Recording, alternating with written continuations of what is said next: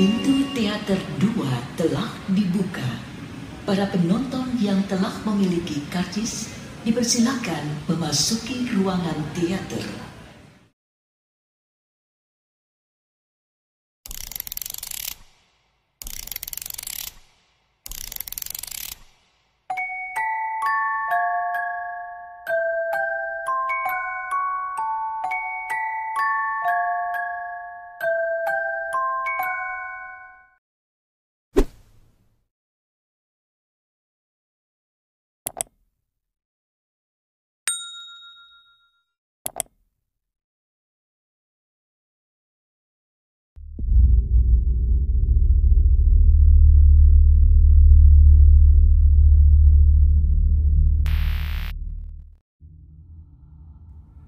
Citra yang melihat pergerakan Sabto menuju tempatnya langsung bersembunyi di balik pintu.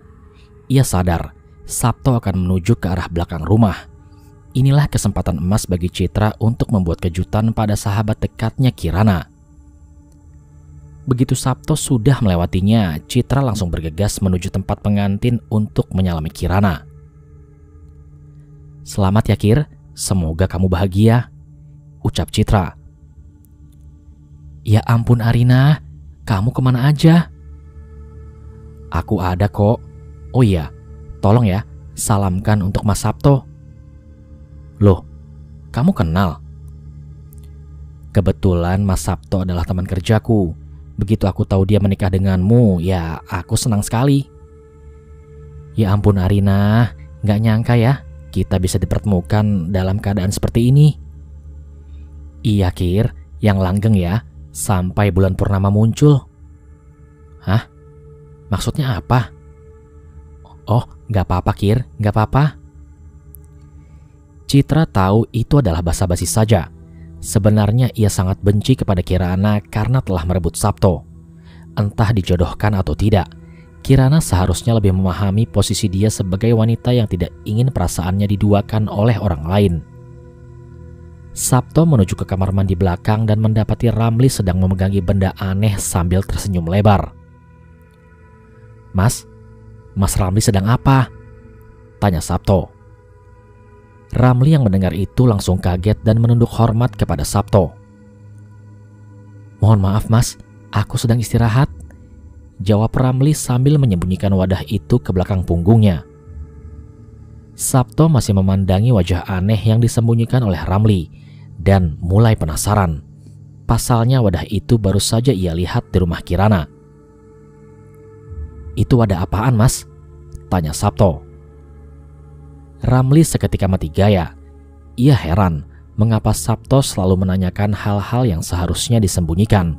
Bak intuisi tajamnya, Sabto seperti mengetahui bahwa ada seseorang yang akan memberikan akar santet di rumah ini. "Oh, ini Mas. Ini obat untuk Pak Suroso. Tuan biasanya meminum obat seperti ini yang dipesan oleh seseorang," jawab Ramli sambil tersenyum walau dirinya agak kesal. "Oh, ya sudah Mas, saya ke kamar mandi dulu ya," ucap Sabto. "Silakan Mas." Sabto melewati Ramli dengan tersenyum. Ramli membalasnya dengan menundukkan setengah badan sebagai bentuk penghormatan. Dalam hati Ramli, bagaimana intuisi Sabto bisa setajam itu hingga menanyakan hal-hal yang seharusnya disembunyikan. Ramli segera menyembunyikan wadah yang berisi air itu di dalam bajunya. Ia mencari momen yang tepat ketika Pak Suroso hendak meminum jamu. Baru kemudian Ramli akan mencampurkannya ke dalam jamu itu. Citra segera meninggalkan tempat resepsi itu.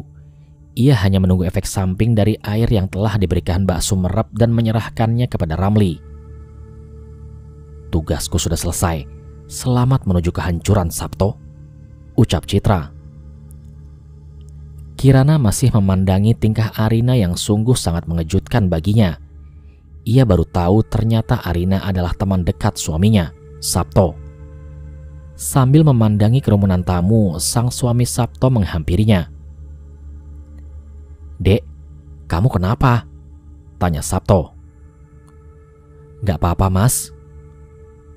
"Tadi ada tamu siapa? Temanmu? Sepertinya kamu merasa mencari seseorang. Dari tadi kamu nengok kanan kiri terus. Apa ada teman kamu? Tanya Sabto. Ada mas, dia sahabat dekatku. Mas katanya juga kenal sama dia. Kenal sama mas? Emangnya siapa, Dek? Loh, mas emang gak kenal? Ya temanku kan banyak, Dek, ucap Sabto. Namanya Arina, mas. Arina? Aku gak punya teman yang namanya Arina kok, jawab Sabto sambil menggaruk-garukan kepalanya dan mengingat-ingat lagi masa lalunya. Itu katanya teman kerjanya mas, ucap Kirana. Kamu tahu gak nama lengkapnya siapa? Tanya Sabto. Tahu mas, nama lengkapnya Arina Citra Pangkuwati, jelas Kirana. Arina Citra Pangkuwati? Tanya Sabto yang keheranan. Loh, kok mas kayak kaget gitu? Sabto jelas saja kaget. Ternyata Citra benar-benar menghadiri acara resepsi pernikahannya. Pantas saja ia mendapati seseorang wanita yang bertudung hitam dan menggunakan pakaian serba hitam. Mirip sekali dengan Citra di tengah jalan menuju rumah Kirana. Mas kenapa? Tanya Kirana yang keheranan melihat tingkah suaminya.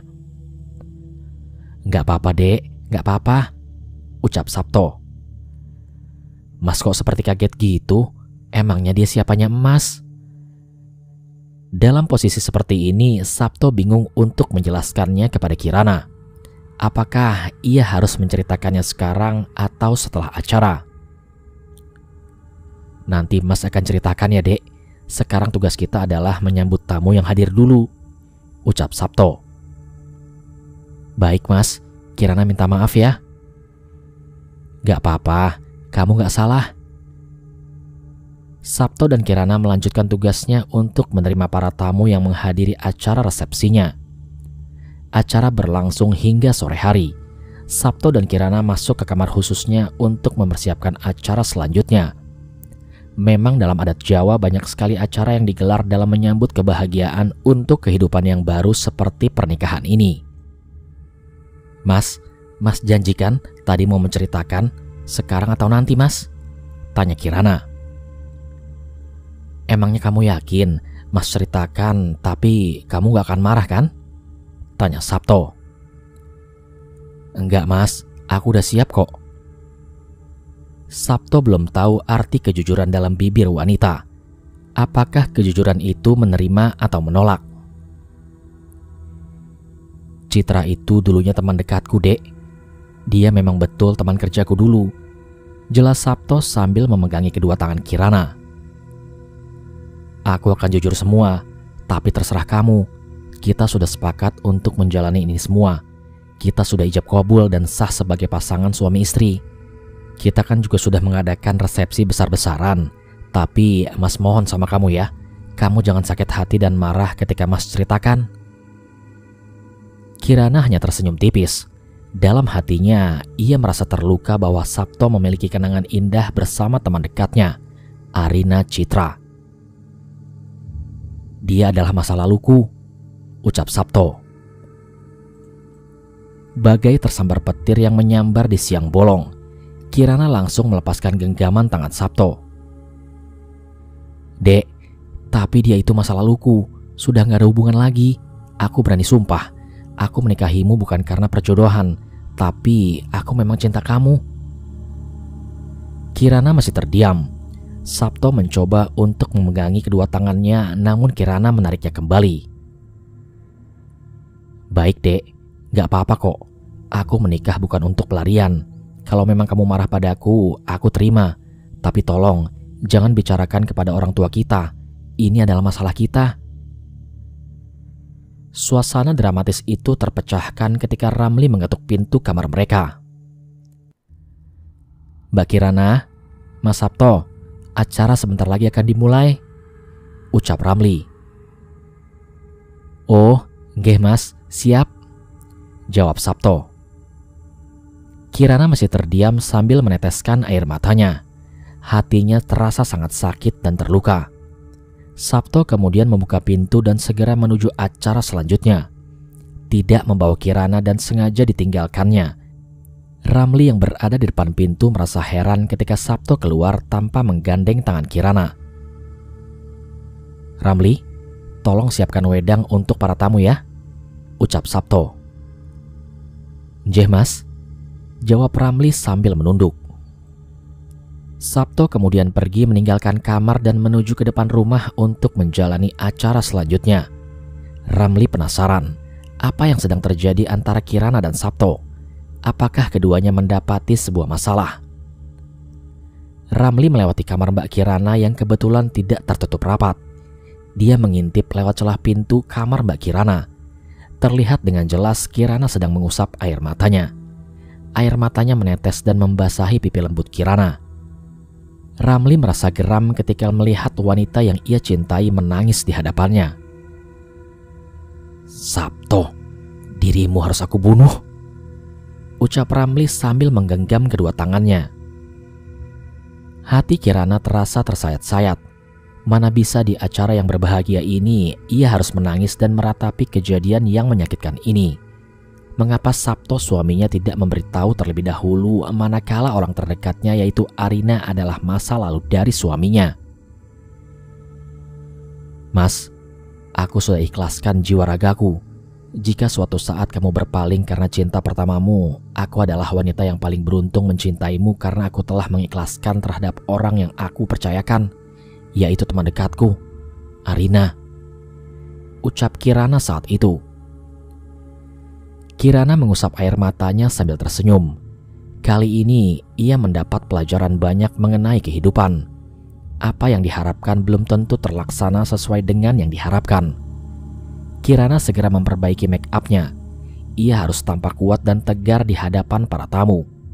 Ia tidak ingin melukai momen bahagia orang tuanya karena masa lalu suaminya yang dibawa kembali ke masa sekarang dan bisa saja menghancurkan masa depannya. Kirana segera bergegas keluar dari kamarnya. Ramli yang mengetahui hal itu langsung menunduk hormat di hadapan Kirana. "Loh, Ramli, kamu sedang apa?" tanya Kirana. "Anu mbak, aku sedang menunggu Mbak Kirana untuk menuju tempat acara," jawab Ramli dalam hati. Sejenak Kirana pun berpikir, apakah Ramli tahu mengenai apa yang diucapkannya dan tetesan air matanya yang membasahi pipi Kirana. Kirana langsung mengusap-usap matanya dengan kedua tangannya. Ramli masih menundukkan pandangannya ke bawah. Ramli tahu Kirana menyadari apa yang telah Ramli lihat di balik kamar Kirana. Kirana segera melupakan kejadian itu. Ia berjalan menuju tempat acara sambil tersenyum palsu. Entah mengapa Ramli tampak kasihan melihat sosok Kirana yang tersakiti di hari pertama ia menikah. Singkat cerita, acara inti pun digelar. Kirana dan Ramli mengusap kaki masing-masing orang tuanya dan melanjutkan sungkem terhadap keduanya. Ini mengartikan tanggung jawab orang tuanya telah berpindah kepada Sabto sebagai kepala keluarga dan bertugas untuk menafkahi keluarga barunya, dan tugas rumah tangga diserahkan kepada Kirana sebagai sang istri yang mengatur tentang keseharian suaminya Sabto. Acara itu ditutup dengan pembacaan doa. Kirana dan Sabto tampak tersenyum bahagia di hadapan para tamu yang menghadiri, namun tidak bagi Ramli. Ia melihat dengan mata kepalanya sendiri bahwa Kirana merasa tersakiti. Senyum Kirana adalah senyum palsu untuk memanipulasikan para tamu yang menghadiri acara pernikahannya. "Ramli, Ramli," ucap Pak Suroso. "Iya Pak. Tolong ambilkan jamu khususku ya. Berikan juga kepada Pak Mulyo dan Bu Wati. Siapa tahu mereka berdua menginginkan jamu kuatku," guyon Pak Suroso. Dalam hati Ramli, ini adalah momen yang tepat untuk menciptakan akar santet di dalam tubuh Pak Suroso, Pak Mulyo dan Bu Wati, ibu dari Sabto. Ramli tersenyum lebar. Sebentar lagi ia akan menghancurkan keluarga Sabto. Ramli bergegas menuju ke belakang rumah untuk mengambil jamu pesanan khusus Pak Suroso. Jika yang dikatakan oleh wanita tadi itu benar, maka inilah waktunya yang aku tunggu-tunggu untuk menghabisi Pak Suroso dan keluarga Sabto, ucap Ramli. Ramli pun segera menuju dapur untuk menuangkan 3 gelas jamu yang berada di teko berukuran sedang. Ramli menengok ke samping, kanan dan kiri tempat ia menuangkan jamu itu. Jangan sampai ada yang tahu manakala ia mencampurkan jamu itu dengan wadah air mantra yang diberikan oleh Citra. Ramli mencampurkan jamu yang berada di tekau itu dengan air mantra yang berwadah bambu. Ia kemudian mengaduk jamu itu hingga berkali-kali. Hal ini dikarenakan bahwa jamu yang tercampur dengan air mantra itu akan menjadi satu dan menumbuhkan akar santet dalam diri korban. Setelah itu, ia mengantarkan 3 gelas jamu yang telah tercampur air mantra itu ke depan rumah. Ramli berjalan secara hati-hati. Dia juga tidak lupa untuk menebarkan senyumnya agar para tamu mengira bahwa Ramli adalah orang baik-baik. Kemunafikan seseorang bisa dilihat ketika dia mampu menyembunyikan rencana jahatnya dalam senyuman manis. Dan Ramli berhasil melakukan itu untuk mewujudkan ambisinya, mengambil Kirana dari pangkuan Sabto. "Silakan Tuan, ini wedangnya," ucap Ramli sambil tersenyum. "Terima kasih Mas Ramli," ucap Pak Mulyo. Ramli mundur ke belakang dengan bibir tersenyum. Pandangannya menunduk sebelum ketiga tokoh penting dalam kehidupan Sabto dan Kirana menengguk jamu racun yang telah disiapkan oleh Ramli di dapur tadi. Ia memandangi Pak Mulyo, Pak Suroso dan Bu Yati dari dekat pintu rumah. Para tamu yang berlalu lalang tidak memikirkan kehadiran Ramli. Mereka fokus dengan kepentingan mereka masing-masing. "Mangga Bu Yati, Pak Mulyo, diminum wedangnya," senyum Pak Suroso. "Sebentar lagi badanmu akan mampus," ucap Ramli. Ketiga tokoh penting itu menengguk jamu yang telah dihidangkan oleh Ramli. Ramli tersenyum sambil menggenggam kedua tangannya yang telah gatal untuk mengeksekusi seluruh orang yang menghalanginya. "Ayo cepat, aku gak sabar melihat kalian semua menderita," ucap Ramli.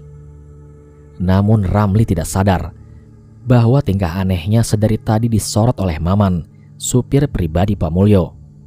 Maman mencoba mendekati Ramli dengan seksama sambil membawakan 2 buah kopi hangat. "Sebentar lagi tubuhmu bakal ucap Ramli yang terpotong. "Mam apa toh Mas?" tanya Maman sambil menatap serius wajah Ramli. Enggak Mas, enggak apa-apa," jawab Ramli. "Saya dari tadi melihat tingkah aneh Masnya." "Maksudnya gimana Mas?" tanya Ramli sambil membuang wajah mencurigakan. Mas Ramli dari tadi mengucapkan beberapa kali kata mampus. "Memangnya ada apa Mas?" Ramli merasa tidak nyaman dengan kehadiran Maman yang menceburkan diri ke dalam urusannya. Ia mencoba melangkahkan kaki menuju belakang rumah untuk menghindari pertanyaan-pertanyaan aneh dari Maman. Mas, mau kemana? Urusan kita belum selesai. Aku sudah bawakan kopi hangatmu. Sekarang coba jelaskan maksud dari kata mampusmu," ucap Maman. Ramli tetap terdiam. Dia tidak ingin membuka terlalu jauh rencananya yang telah tertata rapi. Jangan sampai gara-gara Maman rencana besarnya untuk membunuh keluarga Sabto dan Kirana hancur begitu saja. "Udah Mas, ayo ke belakang dulu," ucap Ramli sambil melangkahkan kakinya menuju belakang rumah. Ramli sengaja mendahului langkah Maman. Ia memasuki dapur rumah lalu diikuti oleh Maman yang tampak santai dan enjoy. Ramli mengambil celah kesempatan itu dengan menyisipkan pisau ke dalam sarungnya dan menutupinya dengan baju. Begitu Maman telah memasuki dapur, Ramli telah menodongkan pisaunya kepada Maman. Ramli, apa ini?" "Tutup mulutmu, kamu gak usah ikut campur urusanku," teriak Ramli. Maman tersenyum sambil meletakkan kedua cangkir kopi ke meja dapur. Berarti benar seperti pikiranku. Kamu gak suka melihat Mas Sabto bahagia, betul kan?" tanya Maman sambil tersenyum. "Apa maumu Man?" Maman berjalan melingkari Ramli sambil mengarahkan kedua tangannya ke belakang punggungnya. Pernikahan yang telah disiapkan rapi dan tertata ini pasti ada saja ya orang yang merasa tersakiti. Bukan begitu Mas? Ramli terdiam sambil menodongkan pisau ke arah manapun kaki Maman melangkah. Sejatinya orang yang seperti itulah yang tidak menerima ketetapan hukum alam. ia akan terus menggerogoti penyakit hatinya dan berusaha menularkannya kepada orang lain? Senyum Maman. Heh, apa maksudmu? Kamu sakit hati dengan Mbak Kirana kan? Jaga mulutmu. Baru kali ini aku melihat ada pembohong yang merasa tersakiti. Bukankah itu ciri-ciri dari pengkhianat? Dan seolah-olah tunduk, hormat di hadapan para tamu dan orang yang terhormat agar sifat pengkhianatnya nggak diketahui oleh orang-orang. Cukup Man, apa maumu? Ucap Ramli sambil menodongkan pisau ke arah Maman. Pisau yang ditodongkan oleh Ramli memberikan luka kecil ketika mendorong tubuh Maman hingga tersungkur jatuh. Aku curiga, kamu telah melakukan sesuatu di minuman yang telah Tuan dan Nyonyaku minum. Apa yang kamu campurkan ke dalam jamu itu? Mendengar ucapan Maman, Ramli heran. Mengapa seluruh gerak-geriknya telah diketahui oleh Maman? Mana mungkin Maman mengetahui rencananya? Apakah ini bagian dari jebakan? Kamu gak perlu menjawabnya sekarang, Mas. Tapi aku tekankan satu hal padamu. Jika terjadi sesuatu pada tuanku, Nyonya dan Mas Sabto, kamu adalah orang pertama yang akan aku curigai. Ucap Maman sambil beranjak bangkit lalu meninggalkan Ramli yang masih diam mematung. Ramli sudah mati kutu. Ia tidak mampu berbuat apa-apa lagi. Setengah dari rencananya telah gagal dan diketahui oleh orang lain. Mungkinkah Mbak Citra sengaja melakukan ini? Atau ada orang lain yang memberitahu Maman? Atau memang Maman sudah curiga dari awal dengan sikapnya? Kurang ajar kau, Man. Keluarga Sabto, semua keluarga Sabto telah membuatku sakit hati. Bakal aku bunuh semua keluarga Sabto. Ucap Ramli sambil menggenggam pisaunya. Sementara itu di tempat Citra. Aku telah melaksanakan semua perintahmu. Sekarang apa yang harus aku lakukan? Tanya Citra pada Mbah Sumerep. Mbah Sumerep masih menaburkan serpihan menyan ke dalam bokor yang telah berasap itu. Mulutnya tampak komat kamit seperti akan mengundang sesuatu yang datang ke dalam tempatnya. Mbah, kok bergetar rumahnya? Tanya Citra. Mbah Sumerep masih membacakan mantra aneh dalam mulutnya. Ia kemudian mengambil keris kesayangannya. Mbah, ini apa lagi? Tanya Citra yang keheranan. Citra mulai mundur ke belakang. Namun ia tertahan karena ada sesuatu yang memegangi pundaknya. Mbah, ini apa lagi? Tanya Citra dengan raut wajah penuh ketakutan. Mbah Sumerep tetap tidak menggubris pertanyaan dari Citra. Dia masih berkomat kamit. Secara perlahan kedua tangan yang memegangi pundak Citra muncul dengan perlahan. Warna kulitnya kecoklatan dengan kuku yang sangat panjang.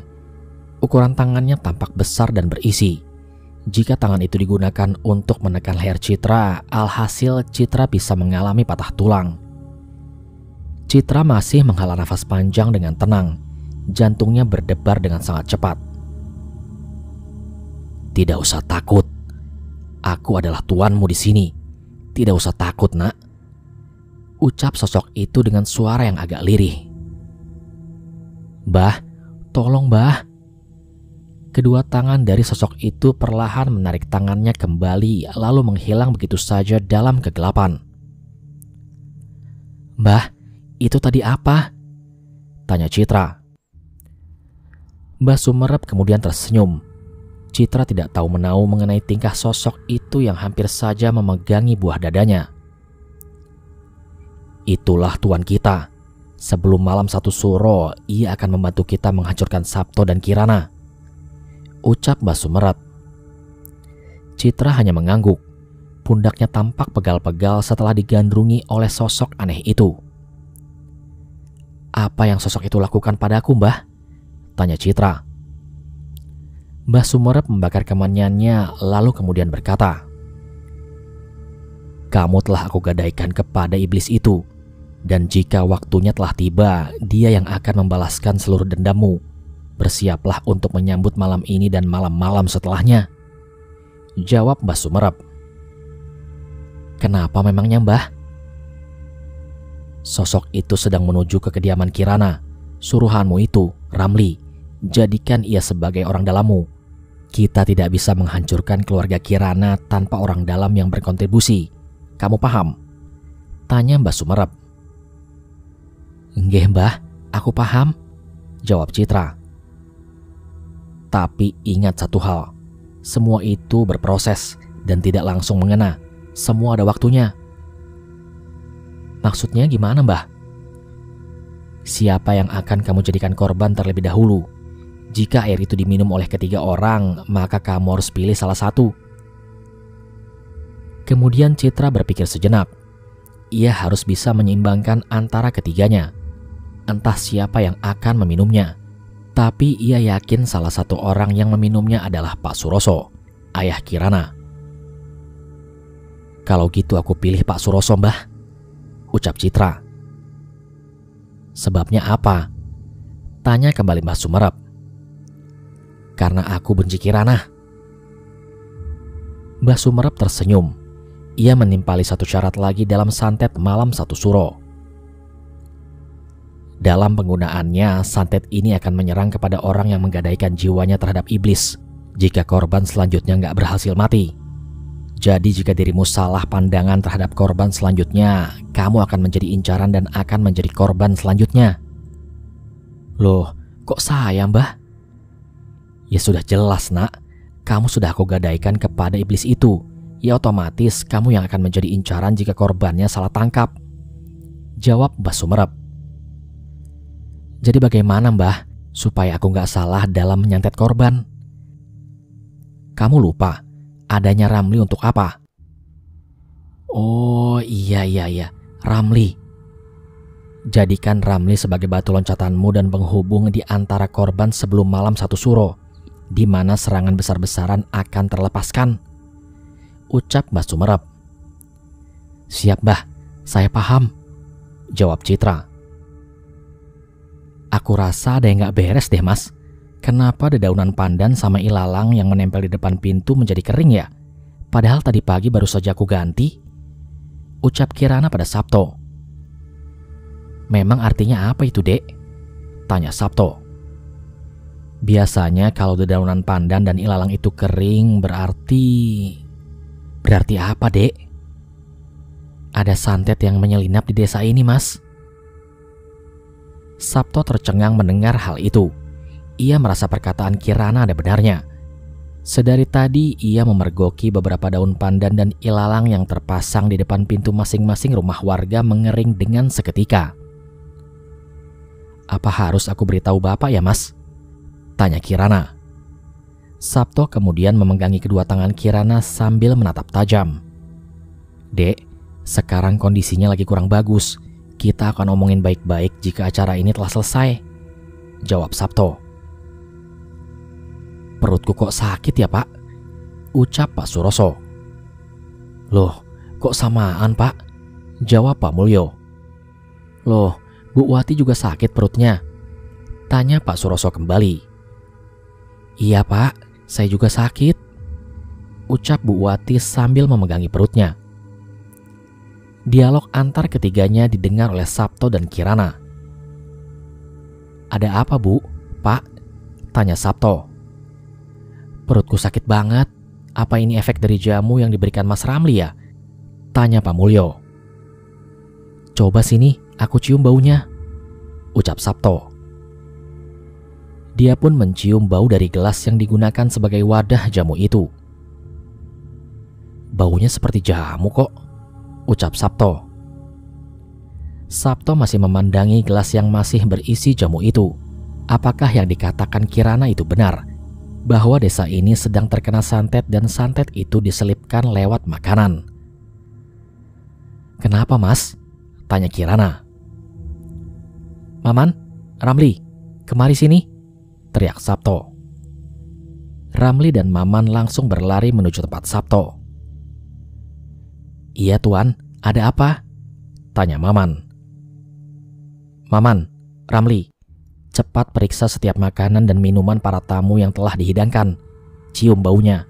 Jika ada sesuatu bau yang menjanggal, buang makanan itu, teriak Sabto pada Maman dan Ramli. Iya Tuan, siap, laksanakan. Maman langsung menatap Ramli dengan tatapan tajam.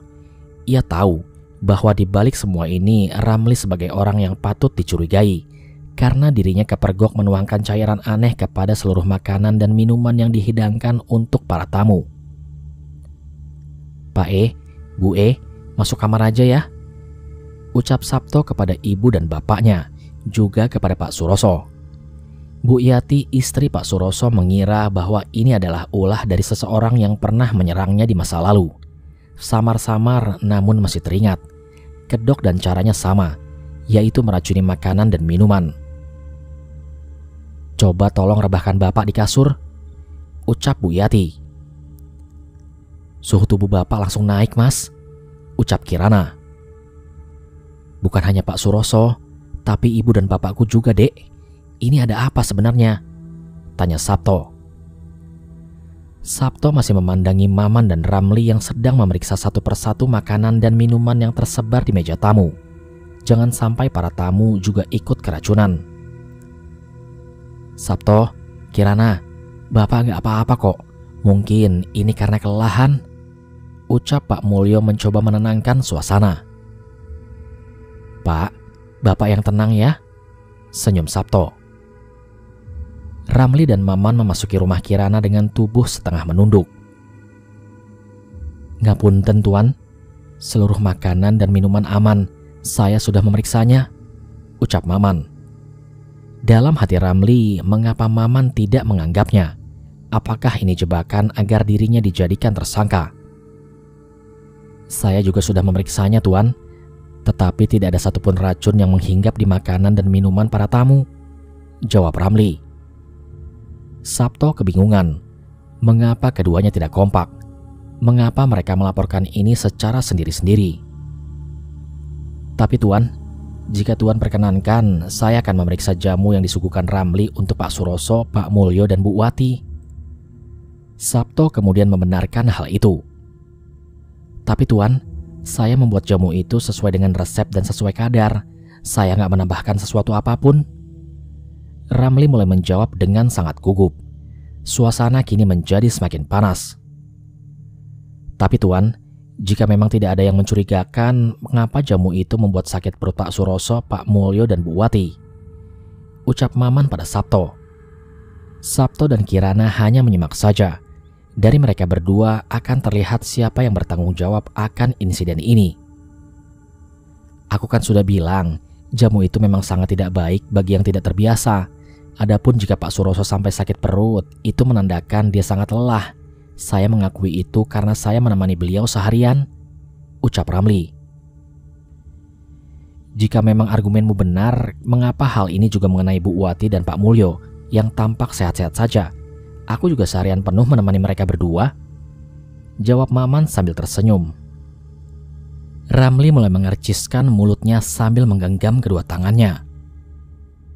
"Tuan, saya bersumpah jika minuman itu tidak mengandung racun apapun," ucap Ramli walau dalam hatinya sangat takut dan terpaksa.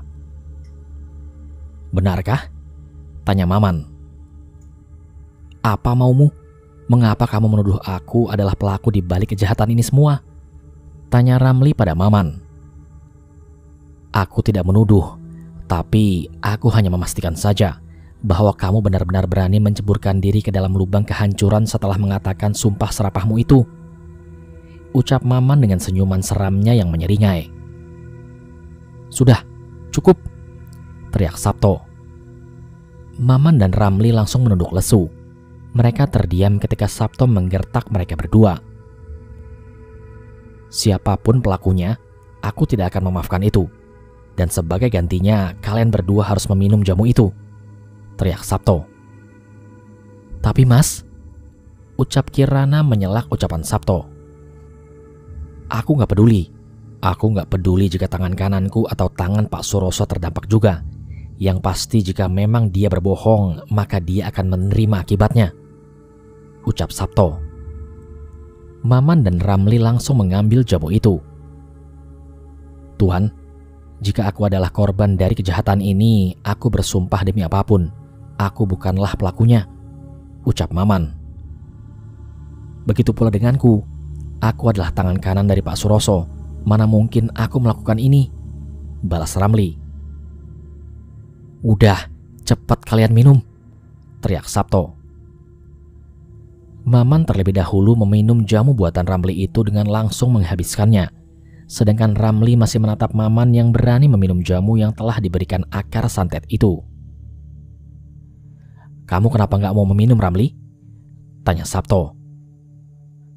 Tidak, Tuan. Aku akan meminumnya. Sejenak Ramli ingat dengan perkataan Citra, bahwa air itu adalah awal mula dari terciptanya santet. Jika meminumnya berarti sama saja dengan merasakan kematian secara perlahan. Ramli menempelkan bibirnya ke tepi gelas.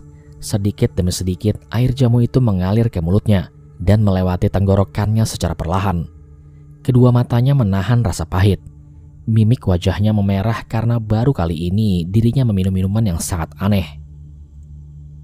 Man, apa yang kamu rasakan? Tanya Sabto.